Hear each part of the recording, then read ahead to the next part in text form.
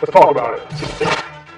Alright guys, so like I said, in today's video, it's all about talking about what's going to help you become more conditioned for the game of basketball. So we're going to go over a couple of key points that you should think about in order to do that. And the first thing I want to talk about and dive into is just running. Making sure you're doing sprints, things like that. If you're doing some quick sprints, because the game of basketball is really just about quick pace. You know, a lot of the times you'll get whistles every 3 or 4 times up and down the court. So it's just really a lot of quick spurts. So working on your quickness, maybe just doing drills where you're running baseline to free throw line, working on your cuts, you're changing direction, you're changing speed, your agility, things like that are really all important when playing the game of basketball. So working on quick sprints, being quick from different areas on the court, making quick cuts. So if you're just working on cutting, if you're working on quick changes of pace and directions, run suicides, things like that, where you're running, you're hitting a line, boom, you're changing your direction, you're changing your speed, you're also working on your footwork, you're cutting, changing your momentum from one leg to the other, and being able to do that over and over is very important. So the first thing I just wanted to share with you is working on some sprints, working on things like that, short distance work to allow yourself to really maximize your potential with your quickness and your quick spurts ability, because like I said, when you're playing in the game of basketball, you're going to go up a couple trips up and down the court, and then there's going to be a whistle, which will allow you to reset, get your mind right, take a quick breather, and then be right back into it, back and forth. Like the game of basketball is a game of runs, also a game of spurts where, like I said, things go quickly, a whistle blows, and you're going right back at it. So the first thing I want you to think about and work on is getting out there and working on some sprints to allow yourself to become a great player and prepare yourself for the game of basketball.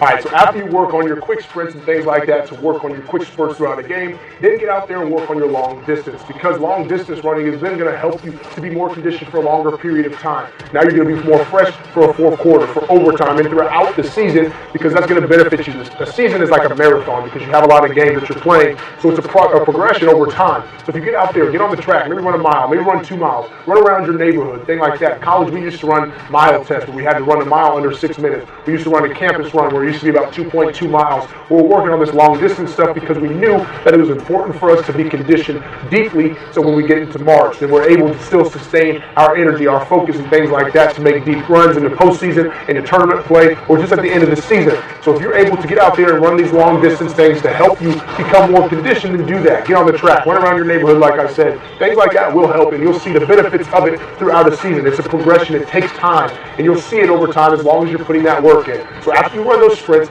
then go out there and run a couple of miles to then help you deepen your condition, because it's important to be in shape when you're playing the game of basketball. Now, if you're really trying to condition yourself and you feel like your body is ready for it, then lifting weights is very important.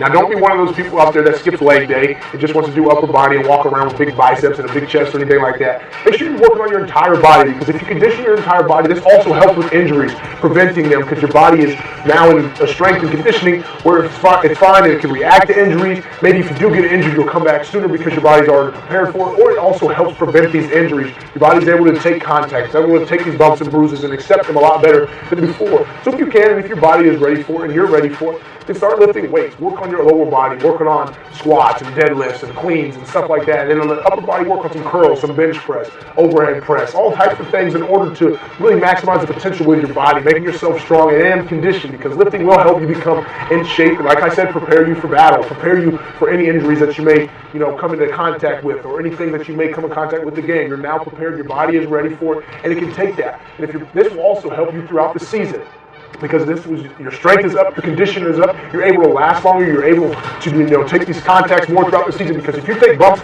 in week 1 of the season and you're already feeling it, then by the time you get to week 20 of the season, you're going to be in a bad shape. But if you're putting yourself in the right mentality, you got your body ready, you've got your condition going, those bumps aren't going to be, they're not going to wear you down as much as they would if you get to that week 20. So making sure that you really put yourself in the right position with your body and in your conditioning is important throughout that season. So like I said, if you're ready, get out there, pump some iron, right? Get your body right, prepare yourself for battle, and condition yourself at a deeper rate in order to prepare for the entire season rather than just one game. That's the mentality you have to have. When you're working on your conditioning and getting your body right for a season, you got to think about the entire season. You don't want to think about one game or one practice or 1 week. You got to think about the entire season so you're ready and prepared for the entire thing, so you can prepare and be your best throughout that entire year. Alright guys, so again, today's video is all about talking about your preparation and being conditioned for the game of basketball. So make sure you're getting out there running your sprints, your long distance, lifting weights to prepare yourself for an entire season. Now, if you like today's video, do me a favor, subscribe to our channel first, click the like button, then leave a comment, let us know what you think of this video and what you want to see in the future so we can continue to help you improve your game. But the most important thing that you do is subscribe and join Think Pro Basketball, because every week we're releasing brand new videos to help you improve your game and take it to the next level. That's what we want to do, is provide